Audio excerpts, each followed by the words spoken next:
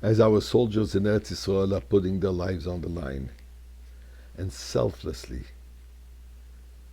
battle evil and will eradicate evil and obviously will save all the hostages, bring them back home safely.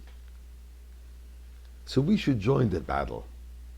But we can't join it physically, but we can join it spiritually. And that is the battle of darkness you do with light. And light is adding another mitzvah. So my friends, I invite you, take some tzedakah, let's put it in the charity box, and let's express it, tefillah, prayer to Hashem. They should be successful, and not one soldier should be harmed, chas v'sholem. And all the hostages should come back safe and securely, in good health. And all the wounded should be healed.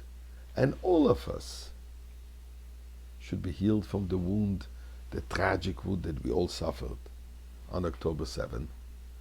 And the only healing will be with the coming of Mashiach. Now, children cry for many things. And unfortunately, many have cried on October 7 and are still crying. But I want to share with you another cry of a child. And that's the story when the Rebbe Rashab, Reb Sholem Doiber, was a little boy of 4 or 5 years old. And he was going to his grandfather, the Tzemach Tzedek. By the way, the Rebbe Rashab was the grandfather of the Rebbe Tzemach Mushke, the Rebbe's wife.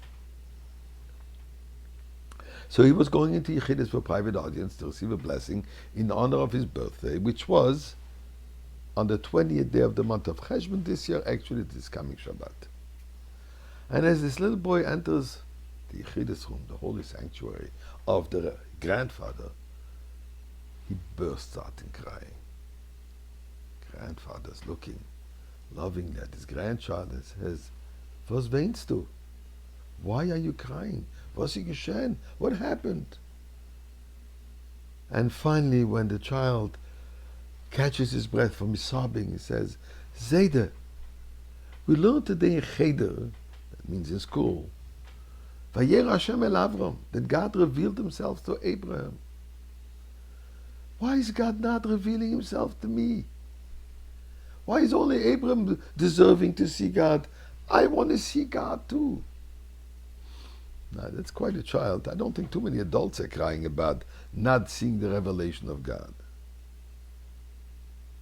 But a grandfather lovingly answers his grandchild and he says, "Venayid," when a Jew at the age of a tzaddik, a righteous person, at the age of 99, decides to circumcise himself upon the request, upon the command of God, he deserves for God to reveal himself to him. What the Tzemach Tzedek is telling this child, that if a person at the age of 99 and one who has achieved as much as Avraham Avinu is yet willing to go to something radical to improve, he realizes, understands that there is something radical to do still, he deserves the revelation of Mashiach. The revelation of God, I should say. Yes, revelation of Mashiach comes with it. And here's a beautiful message that the Rebbe tells us. To children and to adults. Children often cry for all kinds of things. But are many of the things that they're crying worth crying about? So it behooves upon us, the adults, the parents, to guide the children what they should cry. Now you're going to tell me, but this is unrealistic to tell a child to cry about not seeing God. Friends, as we are so close to the coming of Mashiach, the coming of Mashiach, the era of Mashiach, is not going to be just about wonderful, happy moments. It's all going to be about the revelation of godliness. At that time, we will be able to palpably appreciate the presence of God in this world. So today, at the last moments prior of the final revelation, we can tap into this. We can all tap into this. We can all request and ask from God, please, we already want to see you. Not only adults, but particularly little children, because of the purity of their soul, the purity of their minds, the purity of their hearts, their sensitivity, their holiness. They are prone to see holiness. It is for us to encourage them. It is for us to show them, cry about it, and we will receive it. So Hashem, the way children cry today to see it is by singing, we want Mashiach now.